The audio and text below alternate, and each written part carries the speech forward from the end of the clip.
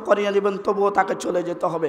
দেখেন সুলাইমান আলাইহিস সালামের বিকল্প পদ্ধতি কি, যে গ্লাসের মধ্যে তুমি লাঠিতে বহর করে দাঁড়াও। তাই আপনার যখন হেডমাস্টার মারা গেছে, যখন প্রিন্সিপাল মারা গেছে, তখন আপনি বলছেন আর মাদ্রাসা চলবে না, আর স্কুল চলবে না, এটা বলা ঠিক নয়। সে যে গেছে, আল্লাহ সেখানে একটা লোক দিয়েই তাকে টান দিয়েছে। হতে পারে সে লোকটা তার মতো হবে, অথবা তার চাইতে কম জ্ঞানের হবে, অথবা বেশি জ্ঞানের হবে, তবে একটা লোক দিয়েই তাকে আল্লাহ তাআলা টান দিয়েছেন। তৃতীয় নম্বর, আপনারা রাগ করবেন না, এই বিষয়টা কষ্ট নেবেন না। তৃতীয় নম্বর, সুলাইমান আলাইহিস সালাম লাঠিতে ভর করে দাঁড়িয়ে আছেন মৃত্যু অবস্থায় 1 বছর। 1 দিন না, 2 দিন না, 1 মাস না, 2 মাস না, এ কথাটা ভালো করে বুঝিয়েন। 1 বছর পর্যন্ত নবী সুলাইমান লাঠিতে ভর করে দাঁড়িয়ে আছে মৃত্যু অবস্থায়, অথচ চতুর্দিক থেকে জিনেরা কাজ করছে। জিনেরা বুঝতে পারে না যে সুলাইমানের মৃত্যু হয়েছে। তাহলে যেই জিনেরা সুলাইমানকে দেখতে পাচ্ছে, তারপরও বুঝতে পারে না যে সুলাইমান জীবিত না মৃত্যু। সুলাইমান জীবিত আছে এটা তারা বুঝছে, সুলাইমান যে 1 বছর আগে মারা গেছে এটা তারা বুঝতে পারেনি। তাহলে যেই জিনেরা দেখার পরও বুঝতে পারলো না মৃত্যু, ওই জিনের ভিত্তিতে জিনের কবিরাজ আছে যারা, তারা হারানো জিনিস কীভাবে তলাশ করে দিতে পারে। যেই জিন 1 বছর পর্যন্ত সুলাইমানকে দেখতে পেল, লাঠিতে ভর করে দাঁড়িয়ে আছে, অথচ বুঝতে পারেনি সুলাইমানের মৃত্যু হয়েছে, তাহলে সেই জিনের কবিরাজ ওই জিনের ভিত্তিতে হারানো জিনিস কীভাবে তলাশ করে দিতে পারে। এই জন্য জিনের কবিরাজের কাছে যাবেন না, জিনের কবিরাজের কাছে যাওয়া হারাম। সম্মানিত উপস্থিতি, এখন যদি মনে করেন যে যাব, ক্ষমতার জোর আছে, চলে গেলেন জিনের কবিরাজের কাছে গেলেন, তাহলে কি হবে? আল্লাহ নবীজি বলছেন, কেউ যদি জিনের কবিরাজের কাছে যায় হারানো জিনিস খোঁজার জন্য, তাহলে তার 40 দিনের সালাত আল্লাহ কবুল করবেন না।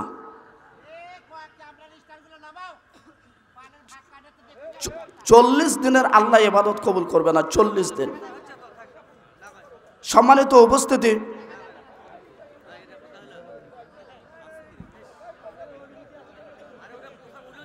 ভাই পরিবেশ এলোমেলো করিয়েন না। কারো কোনো ব্যক্তিগত সমস্যা থাকলে যারা দায়িত্ব আছে তারাকে জানাবেন। এমন কিছু করিয়েন না যে পরিবেশ গোলমালিয়ে যায়, এমনটা না। আর যারা এখানে আছেন হয়তো বা তারাও দায়িত্ব অনুমতি নিয়েই হয়তো তারা ব্যবস্থা করেছেন, এটাও হতে পারে। সম্মানিত উপস্থিতি, তাহলে আমরা জানতে পারলাম যে সুলাইমানের ঘটনা থেকে যেটা বুঝতে পারলাম, জিনের কবিরাজের কাছে যাওয়া যাবে না। সম্মানিত উপস্থিতি, আপনি আজকে এখানে আলোচনা শুনছেন, আপনি চলে গেলেন, সকালবেলা আপনার স্ত্রী বলছে বা বৌমা বলছে যে আব্বা 10,000 টাকা ছিল, টাকা হারিয়ে গেছে। আপনি দৌড় দিয়ে চলে গেলেন গাইবান্ধা, চলে গেলেন বগুড়া, অনেক ভালো কবিরাজ আছে, সেখানে গেলেন, সত্যায়ন করলেন, কথাগুলি শুনলেন, বুঝলেন, ফিরে এসেছেন। যখন ফিরে এসেছেন আপনার বাসাতে, তখন এসে জোহরের আজান দিল, ওই জোহর থেকে আর 40 দিন আল্লাহ তাআলা সালাত কবুল করবেন না। কাজেই জিনের কবিরাজের কাছে কেউ যাবেন না। আল্লাহ যেন হেফাজত করেন, সকলে পড়ি আল্লাহুম্মা আমিন। মানুষ মৃত্যুর পরে তার ভালো এবং খারাপ আমলগুলি তিনি একটা ভালো মানুষের আকৃতিতে অথবা একটা খারাপ মানুষের আকৃতিতে তিনি দেখতে পাবেন।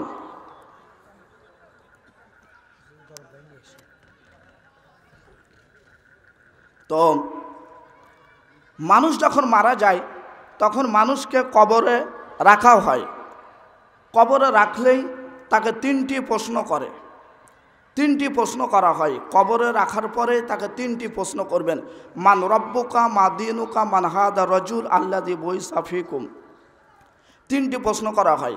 প্রশ্নগুলি হবে আরবিতে, উত্তর দিতেও হবে আরবিতে। এখন যারা শিক্ষিত মানুষ আছে, আরবিক পণ্ডিত, আরবি পড়তে জানেন, তারা তো ভাবছেন যে ঠিক আছে, পার হয়ে গেছে। কিন্তু যারা সাধারণ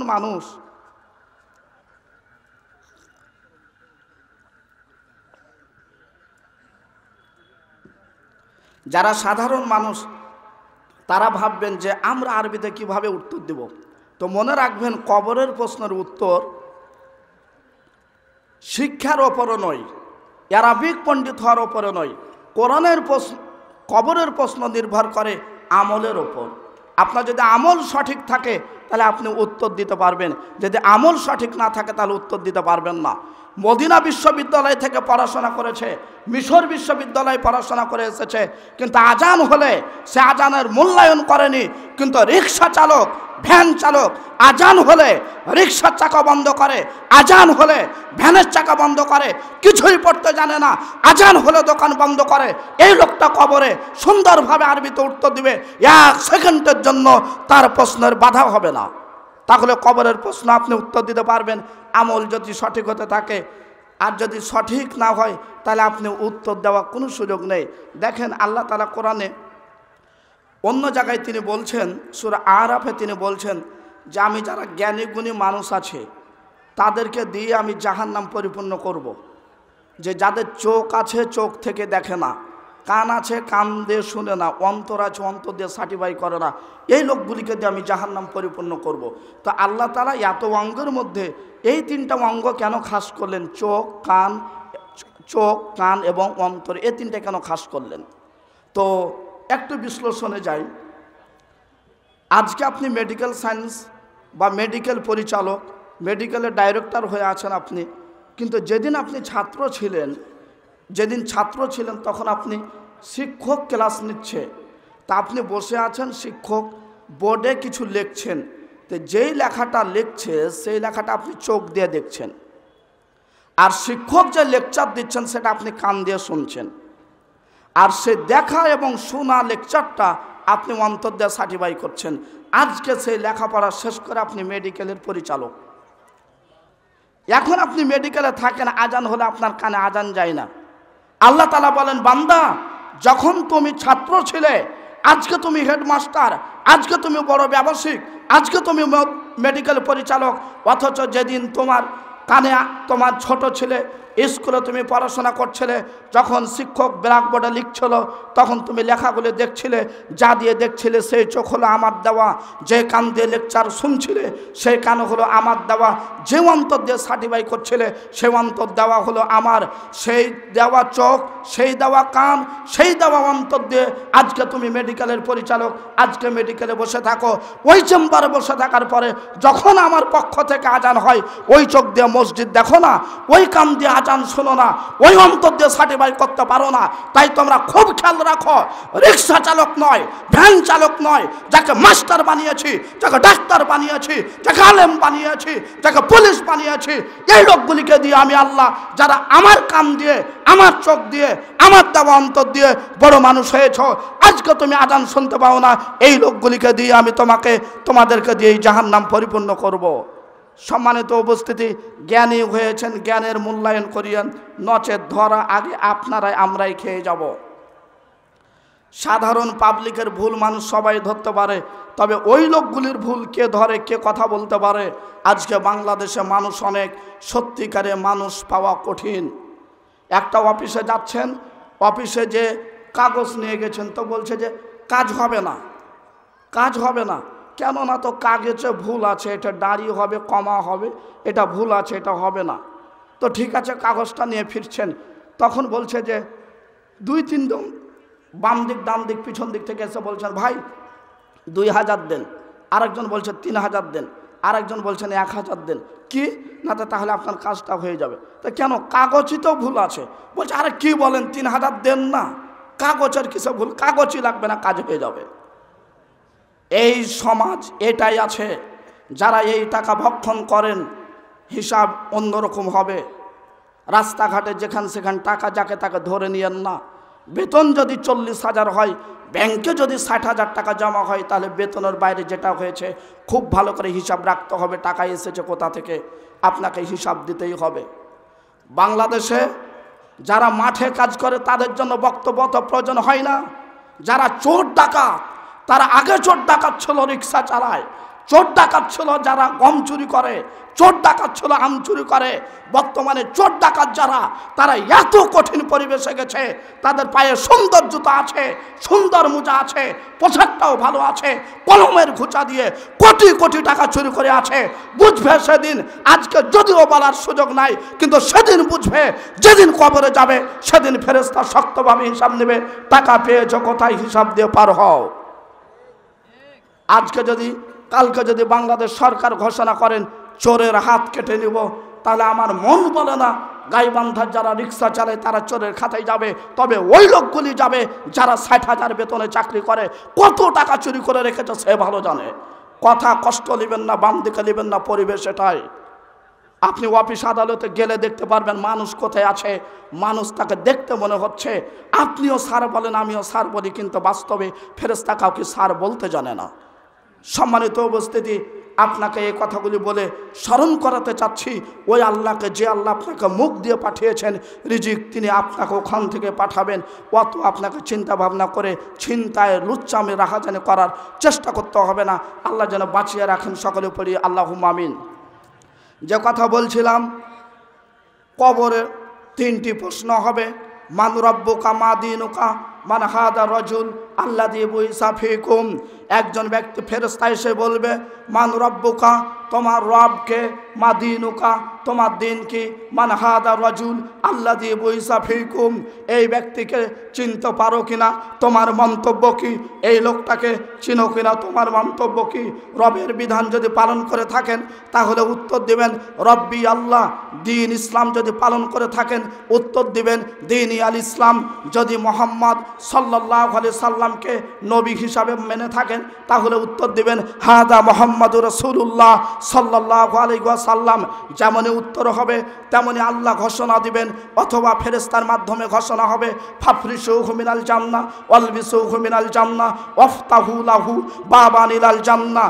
আকাশ থেকে ঘোষণা হবে জান্নাতের বিছানা বিছিয়ে দাও, জান্নাতের পোশাক পরিয়ে দাও, জান্নাতের সাথে কানেকশন করে দাও।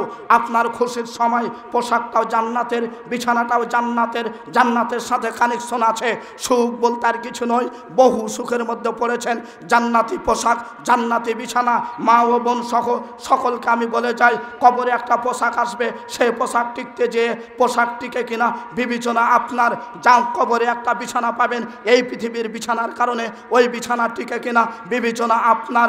এই জন্য আপনাকে জান্নাতের সাথে কানেকশনটা পাবেন কিনা বিবেচনা আপনার। যাদের পোশাক আছে, হারাম টাকাতে পোশাক আছে, উলঙ্গ হওয়া নিষেধ, এখানে উলঙ্গ নয়। তবে বাড়িতে যে স্বামী স্ত্রীতে কথা বলিয়েন, গায়ের পোশাক যদি হারাম হয়, জামাটা যদি হারাম হয়, টুপিটা যদি হারাম হয়, এই পোশাক বাড়িতে যে সকালে ছেড়ে ফেলে দিয়েন, এই পোশাক গায়ে চলবে না। বাড়িতে যদি রেখে আসেন রান্না করা গোস্ত, সুদের টাকা যদি হয়, ঘুষের টাকা যদি হয়, বৈশাখীর যদি ভাতা যদি হয়, যত হারাম ভাতা আছে এগুলি থেকে হলে গোস্তগুলি ফেলে দিতে হবে। মাস্টার ডাক্তার আছেন, অনেক বেতন পান, সব বোনাস নিতে হবে না, বিবেচনা করে নিতে হবে। আপনার যখন হবে মান রব্বুকা, তোমার রবকে, মা দীনুকা, তোমার দিন কি, মান হাদা রাজুল, যখন এই প্রশ্ন শেষ হলো তখন আপনাকে বলা হবে জান্নাতে বিছানা বিছিয়ে দাও, জান্নাতে পোশাক পরিয়ে দাও, জান্নাতের সাথে কানেকশন করে দাও। লোকটা এমন অনেক খুশিতে আছে, হঠাৎ করে একজন ব্যক্তি আসবেন, ব্যক্তিটা এসে বলবেন, যে ব্যক্তি এসেছে তার চেহারাটা অনেক সুন্দর, কাপড় খুব সুন্দর, চেহারা সুন্দর, আর শরীর থেকে সুগন্ধ বের হবে। আহসানুস সিয়াবে হাসানুল ওয়াজহে তিবুর রিঘে, হাদিসের শব্দ এসে 3টি। আহসানুস সিয়াব, কাপড়টা খুব দেখতে সুন্দর, হাসানুল ওয়াজহে, তার চেহারাটা অনেক ভালো, ও তিবুর রিঘে, শরীর থেকে সুগন্ধ বের হচ্ছে।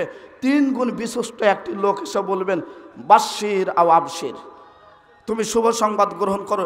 এই যে আনন্দ পাচ্ছ পোশাক বিছানা, তো তুমি আরও শুভ সংবাদ করো, আরও পিছনে আছে আনন্দের জায়গা আছে। তখন কবরবাসী বলবেন যে তুমি কে, তুমি তোমার পরিচয় দাও। আমি সুখ পাবে এটা পরের কথা, তুমি তোমার পরিচয় দাও, তুমি কে।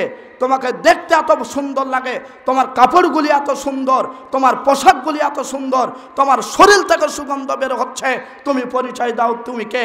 তখন আগত ব্যক্তি বলবে বাশির আও আবশির, তুমি আরও শুভ সংবাদ গ্রহণ করো। কবরবাসী বলবেন ওটা পরের কথা, তুমি পরিচয় দাও, তুমি কে।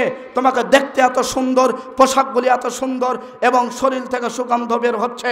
তখন লোকটা বলবে আনা আমালুকা সালেহ, আমি হলাম তোমার জীবনের সৎ আমল। যত সৎ আমল করেছেন আপনি সব সৎ আমলগুলি কবরে একটা ভালো মানুষের আকৃতিতে দেখতে পাবেন। ওয়াল্লাহি, আল্লাহর কসম করে বলি, এই যে মাহফিলে এসেছেন এটা একটা সৎ আমল। আজকে যদি কেউ মারা যায় তাহলে এই দৃশ্যটাই তাকে একটা সৎ মানুষের আকারে কবরে আল্লাহ তাআলা দেখাবেন। কবর মানে ওইটা নয় যেটা বাড়ির পিছনে 3 হাত মাটির নিচে দেওয়া হয় এটাকে কবর বলে, এমনটা না। পুরো সময়টাকে বলা হয় আলামে বারজাখ। কারেন্টের কাজ করেন, মেল লাইনে শর্ট খেয়েছে, সব ফুটবলের মতো হয়ে গেছে, ওটাই তার জন্য কবর। সমুদ্রেতে নদীতে মাছ মারেন, নদীতে ডুবে গেছেন, মাছে খেয়ে ফেলেছে, ওটাই তার জন্য কবর। ইট ভাটাতে কাজ করেন, পুড়ে মারা গেছেন, ইটের ভাটায় চলে গেছেন, পুড়ে ছাই হয়ে গেছেন, খুঁজে পাওয়া যায়নি, ওটাই আপনার জন্য কবর। কবরে আপনি ভালো মানুষের আকৃতিতে আল্লাহ তাআলা আমলগুলি আপনাকে দেখাবেন। আল্লাহ যেন কবুল করেন আমাদের নসিবে। সকলে পড়েন আল্লাহুম্মা আমিন। পক্ষান্তরে প্রশ্ন হবে, মান রব্বুকা মা দীনুকা মান হাদা রাজুল আল্লাযী বুইসা ফীকুম, তোমার রবকে, তোমার দিন কি, এই ব্যক্তির সম্পর্কে মন্তব্য কি? যদি রবের বিধান পালন না করেন উত্তর দিতে পারবেন না। দিন ইসলাম যদি পালন না করেন উত্তর দিতে পারবেন না। নবীকে নবী হিসাবে না মানলে উত্তর দিতে পারবেন না। তখন বলা হবে জাহান্নামের বিছানা বিছিয়ে দাও, জাহান্নামের পোশাক পরিয়ে দাও, জাহান্নামের সাথে কানেকশন করে দাও। লোকটা অনেক কষ্টে আছে, হঠাৎ করে দেখা যাবে যে একজন ব্যক্তি এসেছে, কাপড়গুলি খুব খারাপ এবং তার চেহারাটাও বিশ্রী, শরীর থেকে দুর্গন্ধ বের হচ্ছে। বড় বড় শহরগুলিতে দেখবেন নালা যদি খুলে তো ওই নালার দুর্গন্ধে মানুষ অসুস্থ হয়ে যাবে। তো এই যে ব্যক্তি এসেছে এত শরীরের দুর্গন্ধ, এসে একই শব্দ বলবে বাশির আওয়াবশির, বাশির আওয়াবশির। তখন লোকটা বলবে তোমাকে দেখতে এত খারাপ, পোশাক এত খারাপ, এত দুর্গন্ধ, তুমি পরিচয় দাও তো তুমি কে? কষ্ট তো হবে, কিন্তু তোমার দুর্গন্ধ মনে হচ্ছে এ কষ্ট ভুলে গেছি, তুমি পরিচয় দাও। তখন সে বলবে আনা আমালুকাল খবিস, আমি হলাম তোমার জীবনের খারাপ আমল। যে যত খারাপ আমল করেছেন, খারাপ কাজ করেছেন, তওবা ছাড়া যদি কেউ মারা যায় তাহলে তার কাজগুলি, খারাপ কাজগুলি একটা খারাপ মানুষের আকৃতিতে আল্লাহ কবরে দেখিয়ে দিবেন। আল্লাহ যেন হেফাজত করেন। সকলে পড়ি আল্লাহুম্মা আমিন। সম্মানিত মা ও ভগ্নীগণ, আপনাদের ক্ষেত্রে বিশেষ করে 2-1টি কথা। আপনার বাড়িতে তোষক আছে, গাদলা ক্যাঁথা আছে, সুকেশ আছে, বাক্স আছে, তারপরও স্বামীর কাছে মাঝে মধ্যে 3 পিস কাপড় চোপড়ি চান, অন্য কিছু চান না। রুমের মধ্যে খাট আছে 5 বছর হলো কিনা, আবার স্ত্রী বলছে এ খাট অন্যরকম একটা ডিজাইনালা খাট লাও। তো আপনি আসলে স্বামীর কাছে কোন জিনিসগুলো চাইতে পারেন? আমার যেহেতু সময় মাত্র 12 মিনিট আছে, তো এই কথাটি বলে আমরা শেষের দিকে চলে যাব। তো আপনার আমার স্ত্রী সবসময় এই জিনিসগুলি চায়। তো যারা উল্লেখযোগ্য স্ত্রী ছিলেন, যাদের নাম, যাদের বিষয়ে আল্লাহ তাআলা আকাশ থেকে সালাম পাঠিয়েছেন, তাদের 2-1টা উক্তি আপনাদের কাছে পেশ করি। একজন হলো আয়েশা রাদিয়াল্লাহু তাআলা আনহা। আয়েশা রাদিয়াল্লাহু তাআলা আনহা তিনি বলছেন, মুসান্নাফ ইবনে আব্দুর রাজ্জাক, মুসান্নাফ ইবনে আবি শাইবা, হাদিস যদি পড়েন বা পড়েন, খুব উচ্চ কেতাবে গেলে এই কেতাবগুলি পরবর্তীতে ক্লাস হয় না, নিজে পড়তে হয় কিনে গবেষণার জন্য। তো এই কেতাবে এই হাদিসটি এসেছে। আয়েশা বলছেন, আমি নবীজির মুখের দিকে তাকিয়ে দেখতাম, নবীজির মুখের দিকে তাকিয়ে দেখে যখন দেখতাম যে নবীজির মুখটা হাস্য উজ্জ্বল চেহারা আছে, খুব খুশিতে আছে, তার মানে স্বামীকে যখন তখন কথা বলা যায় না। বাহির থেকে এসেছে ভ্যান চালিয়ে, এমনি তো রাগ অবস্থায় আছে, আর আপনি এসে একটা কথা বলেছেন, মাঠে কাজ করে এসেছে, তা হাতে তো লাঠি ছিল, তো বউকে তো সাইজ করতে লাগবে লাঠি দিয়ে। কারণ এই মাঠে যে কাজ করে এই তো কোনোদিন বউয়ের পূজা করতে জানে না। বউয়ের পূজা করে যারা মাস্টার মাওলানা তারা। কেন? যে ওই এত শিক্ষিত, তারপরে আজ পর্যন্ত সে এটাই শিখতে পারেনি যে বউকে 9খান কাপড় দিতে হয় বছরে, অথচ তার মা না খেয়ে ভিক্ষা করে চলে, তবু তার মাকে একটা কাপড় দিতে পারে না তার বউয়ের বয়ে। তাহলে বউকে স্নেহ করে না, ওই বউয়ের পূজা করে। এ স্বামী স্ত্রী দুইজনে যাবে, যেই জায়গাতে যাওয়ার সেখানে যাবে, বুঝতে পারবে কিয়ামত কাকে বলে। সম্মানিত মা ও ভগ্নীগণ, যারা আপনারা আছেন, বউ স্নেহর জন্য স্নেহ করিয়েন, তবে পূজা করতে যেয়েন না। তাকে সঠিকভাবে পরিচালনা করতে হবে। বউয়ের সাথে গণ্ডগোল হলে এটা নিয়ে হোক যে সালাত পড়ে না এই জন্য, বউয়ের সাথে গণ্ডগোল হলে এটা নিয়ে হোক যে মাকে খেতে দেয় না। আজকে বাংলাদেশের জরিপে যদি দেখেন 2 শ্রেণীর মানুষ বেশি কষ্টে আছে, তার মধ্যে বৃদ্ধ বাপ মা 1 নম্বরে। আপনি জরিপ করে দেখবেন, বলবেন দলিল কি? আপনি ছেলে মেট্রিক পাস, আইএ পাস, চাকরি বাকরি করেন, সব কিছু করতে পারেন, অথচ কবরে 20 বছর হলো বাপ মারা যাওয়া, আজও কবরে একবার দাঁড়িয়ে যে দোয়া করতে পারেননি। টাইম নাই, কোথায় টাইম? টাইম হচ্ছে না। যে কথা বলছিলাম, আয়েশা রাদিয়াল্লাহু তাআলা আনহা বলছেন যে আমি নবীজির মুখের দিকে তাকিয়ে দেখতাম, তো দেখছি যে নবীজির মুখটা খুব হাসি অবস্থায় আছে, খুব আনন্দতে আছে। তখন আমি নবীজিকে বলতাম যে আল্লাহর নবী, আমার জন্য একটু দোয়া করেন তো, আল্লাহ যেন আমার পাপগুলি ক্ষমা করে দেন। সম্মানিত মা ও ভগ্নীগণ, কান খুলে শুনবেন। এইবার যখন দোয়া করতে বলতেন, তখন নবীজি বলতেন, আল্লাহ আয়েশার জীবনের আগের পরের জানা অজানা সব গুনাহগুলি তুমি মাফ করে দাও। আয়েশা রাদিয়াল্লাহু তাআলা আনহা নিজে বর্ণনা করছেন, যখনই নবীজি এই দোয়া করতেন, তখন আমি আনন্দতে আমি নবীজির এই হাতের ওপর উল্টে পড়ে যেতাম, এ কারণে যে যিনি আমার জন্য দোয়া করছেন তার দোয়া আকাশে সাথে সাথে কবুল হবে। এই আনন্দতে আমি আয়েশা বিশ্বনবীর উরুর ওপরে মাথা ঝুলিয়ে আনন্দতে পড়ে যেতাম। তখন নবীজি আয়েশাকে বলতেন, আয়েশা তুমি বড্ড খুশি আনন্দ পেয়েছ, তুমি অনেক খুশি হয়েছ। তখন আয়েশা বলতেন, আল্লাহর নবী, আপনার দোয়াতে আমি কেন খুশি হব না? কারণ আপনি দোয়া করলে আল্লাহ তাআলা সেই দোয়ার সাথে সাথে কবুল করবেন ইনশাআল্লাহ। সম্মানিত মা ও ভগ্নীগণ, স্ত্রী কলেজে চাকরি করে, তার স্বামী রিক্সা চালায় অথবা মাঠে কাজ করে, তবুও সেই স্ত্রীকে দিনে হোক, মাসে হোক, সপ্তাহে হোক, বছরে হোক, তার স্বামীকে মাঝে মাঝে বলতে হবে যে আপনি আমার জন্য একটু দোয়া করেন আল্লাহর কাছে। কথা বুঝে স্পষ্ট হচ্ছে তো?